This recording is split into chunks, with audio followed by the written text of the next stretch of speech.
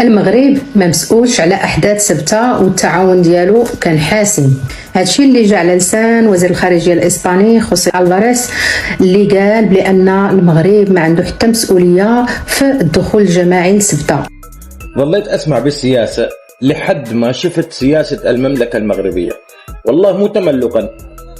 وفي مثل يقول تمام تضرب عصفورين بحجر واحد. اذا حسب هذا التقرير الاسباني اللي فضح اللعبه، الكرغولي مره اخرى كيحط راسو في موقف محرج. كانوا كيروجوا لهذه الحملات، كانوا كذلك جزائريين درجه اولى، وشفناهم في السنترو باللي كيقولوا حنا جايين من الجزائر، وتونسيين كانوا السودان وكانوا بزاف.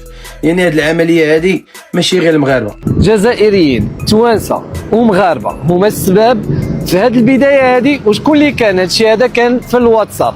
في خطوة وصفت بالمفاجئة وغير المسبوقة، أقدمت السلطات الإسبانية مؤخرا على إزالة علمها الوطني من جزيرتين صغيرتين تعرفان باسم البر والبحر، تقعان بالقرب من مدينة الحسيمة شمال المغرب. أنا حصلة في هادو، قالت المغرب خذهم، قال المغرب ما دياوليش، أنا دياولي خديتهم، ولادي جاوا لعندكم وصلوا مونامي ورجعوا. تطورات ما يقدوش الإسبان دروك هذه الأمور، باسكو هذه بادية ما كانش قالع فيها إسبانيا. حنا الاسبوع اللي فات وهاد الايامات اللي فاتوا كان يقول لك الصحراء الشرقيه وكملنا مع الغربيه وغادي نروحوا الشرقيه، ودرك هما راهم يلعبوا نقزوا من الصحراء الشرقيه ومن بعد نقزوا الغربيه الشرقيه، ومن بعد راحوا للسبته ليبيا. دروك هذا اللعب اللي راه يلعب فيه محمد السادس ما فهمناش. واش فراسك اخاي كريم، انا ملي كنت صغير كنت ديما كنتمنى باش نتولد في الجزائر. انت كنت صغير؟ علاش ولا ما عرفتش علاش؟ باش ملي نكبر يكون عندي حلم نكون مغربي. السيناريو اللي باغيين يضربوا به المغرب، وانت كتشوف الفيديو، انت كتشوف بالصوت بالصوره بالهضره بكل شيء بجميع التفاصيل. الكلام ولا اولا وقبل كل شيء مشكوره المخابرات الاسبانيه على المجهود الجبار اللي قاموا به، لانه بصح كشفوا لنا حقائق وثبتوا لنا الكلام اللي قال لنا الناطق الرسمي باسم وزارة الداخلية بالمغرب. نفس ما يحدث في طنجة حاليا حدث في مصر وحدث في الأردن وحدث في دول عربية كتير، حتى اللي عاملين حالهم مش مطبعين. يعني اشمعنى عند المغرب بتيجوا كلكم بتصيروا تحكوا مطبعة ليش؟ اشمعنى عند المغرب؟ أنا نفسي أفهم. مصدر حكومي أكد أن المغرب ليس شرطيا ولا حارسا لأوروبا ولا مناولا في مجال تدبير ملف الهجرة، بل هو شريك ذو سيادة ظل مخلصا ومسؤولا في إطار محاربة الهجرة غير النظامية.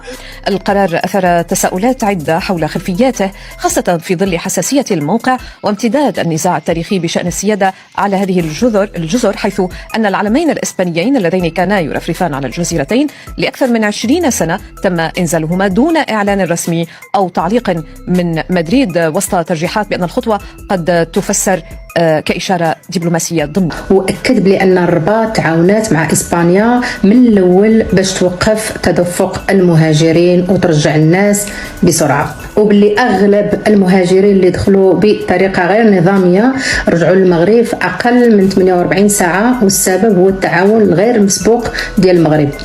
فين ما كيبغيو يصنعوا البوز كتتلب عليهم لافير كامله فوق راسهم. هذا التقرير الاعلامي اللي بثاتو قناه اسبانيا كيدوي على حملة الالكترونيه اللي كانت بحسابات مرتبطه بالذباب الالكتروني الجزائري، وهذا الشيء اللي خلى بزاف ديال الناس يطرحوا بزاف ديال علامات الاستفهام. هكذا سميت مجموعتان على واتساب تحملان بادئة جزائرية، وهذه هي المستجدات، البعد العابر للحدود. لقد جمعوا أعضاء من الجزائر وتونس والمغرب، كانوا ينسقون ويعطون التعليمات، لا ينسب إليهم القيادة العامة، لكنهم يشكلون نقطة ذات أهمية كبيرة. كاين حتى شاشيريين، سودانيين، يمنيين. اسمع يمكن إعادتهم. هنا يوجد سنغاليون، سودانيون، جزائريون، مصريون، لقد رأينا بعضهم أيضا لا يمكن إرسالهم إلى المغرب، ولا يمكن حتى محاولة إقناعهم بالعودة إلى بلد ليس بلدهم. المغاربة غير تقيدوا فيها، والمغاربة اللي تشدوا راكم شفتوهم على عينيكم. هذا من قناة إسبانية معروفة هنايا كقناة الأولى اللي كيتفرجوا فيها الناس. وهذا ما بقاش صحافة، هذا ولا سيناريو، هذا ولا مسرحية، هذا ولا فيلم. هادشي اللي بغيت نوصل بزاف ديال المغاربه. وهنا كتعرف بان بزاف ديال الحوايج اللي كتروج في وسائل التواصل الاجتماعي راه كامله كذوب. هادشي اللي بغيت نوصل للمغاربه. مدينه الحسين. اذا لا نعرف ان كان هذا القرار جاء ربما لوجود ملك المغرب في مدينه تطوان القريبه من المنطقه، او انه جاء لاسباب فنيه، لكن ذلك سيتضح. المهم ان الاطار الذي جاء فيه هذا القرار هو هناك نوع ما بعض من عدم الارتياح المغربي ازاء او ما يفسر كذلك ازاء في العلاقات مع اسبانيا. شو هم العصفورين اللي بحجر واحد؟ العصفور الاول هو عندما ذهب رئيس اسبانيا من اجل ان يلتقي مع طبون مشان يجيبوا البوليخاريو يعطوهم جنسية ويقعدوهم في سكتة، ففتحت المغرب الحدود للمهاجرين. من هم المهاجرين؟ مو 45,000 مغربي، لا، فيهم الكراقلة الجزائريين وفيهم الأفارقة. لما قال لنا بأن هناك جهات قامت، واليوم إسبانيا كتقول لنا هاد الجهات كانوا في المغرب وكانوا في الجزائر وكانوا في تونس. جوج الجروبات ديال واتساب خدامين بالنيجاتيف ديال الجزائر.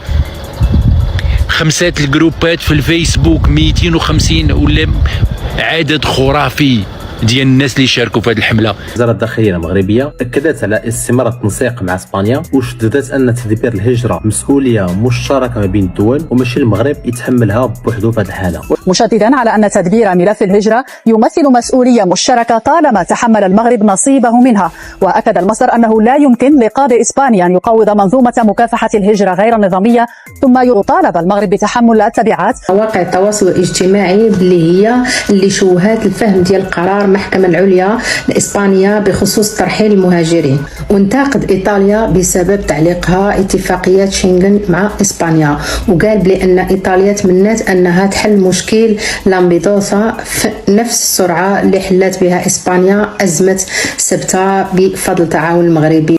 المشكل ماشي غير في إطلاق الإشاعات، المشكل هو أن رواية ما تتبناش على الحقيقة عمرها ما تتعيش بزاف. اليوم تيطلبوا واحد الهاشتاج ولا شي كذبه، غدا تينشروا فيديوهات خارج السياق، من بعد كيبداو يبنيو قصص كامله باش يوجهوا الراي العام. لكن في النهايه ملي كيبان المصدر الحقيقي والرئيسي وملي كيبداو الوقائع تخرج للعلن كيتحول هادشي كامل الفضيحة جديدة كتزيد ضعف المصداقية ديالهم. وبالتنسيق تحركت 5 مجموعات على فيسبوك تضم 250 ألف عضو، حيث تداولوا خرائط ومسارات وبيع بدلات الغوص والعوامات. بالإضافة إلى ذلك تم تضخيم الحملة عبر إنستغرام وتيك توك ب5 ملايين مشاهدة. بدأ كل شيء في 15 من يونيو، وكان المحفز هو الحكم الصادر في 8 من يوليو الذي نشر فكرة حرفية بأن الحدود أصبحت مفتوحة قانونيا. ومنذ ذلك الحين زادت محاولات الدخول سباحة إلى سبتة حتى وصلت إلى 1000 شخص في يوم واحد. دي هي الوضعية الآن في سبتة، عن السنغاليسيس، سودانيسيس، أرخيلينوس، حراك جزائري جاء عمان جاي يعوم. اسمع شوف القصه. السلام عليكم خوتي، سامي معكم سامي 24 سنه. انا دخلت تونس المغرب دخل المهم شويه صارت فيه شويه تعطلات، رحت لمدينه فنيدق هذه، من فنيدق قعدت 2 شهور فيها، قعدت في اللوطيل ومن بعد. ايوا سمعتي الجنسيات اللي كاينين المغرب حتى هما ما بغاش ياخذهم. يعني ما تبقاش تقول لي لا المغاربه كيروجوا وكذا، لا راه الجزائريه راه طنطا، كلشي بعينيكم. مزياني، حنا الحمد لله ما عندناش اعلام باش ما تخافش، ما عندناش كاع والو، ما عندناش كاع اعلام، عندنا غير صناع المحتوى، كل واحد شنو كيهضر وكل واحد كيتكلم بالعقليه اللي كيشوفها. اما اعلام ما عندناش باش اصلا لا تثق به لا ما تثقش به، ما عندناش والو. لا تكلم لك يخرج لك اخبار كيقول لك شنو وقع، واحد راه نجح هنا، واحد راه زلق هنا، واحد فهمتيني. هادشي اللي كاين باش ما تصداش راسك معاه. اما الاعلام ديال برا هذه هي خدمته. نهار واحد نظف المغرب من الكراقل الجزائرية، نظفها من الأفارقة، ورجع سكر الحدود. حاليا يستقبل بس المغاربة العائدين من سبتة بس. وربما السبب ليس الحكومة الرسمية الإسبانية، وإنما الحزب الشعبي، حزب المعارضة الرئيسي. الحزب الشعبي هذا في مؤتمره العام قبل أسبوعين استدعى ممثلا للبوليساريو لحضور المؤتمر، وكذلك في بيانه وإعلانه النهائي أشار إلى أن إسبانيا قد تتراجع عن موقفها، الموقف الذي اتخذه بيدرو سانشيز المؤيد للموقف المغربي حيال النزاع الصحراء الغربية. كذلك قال بأن إسبانيا حكومته في حالة وصل إلى السلطة حكومته ستحتفظ بعلاقة توازن ما بين الجزائر والمغرب.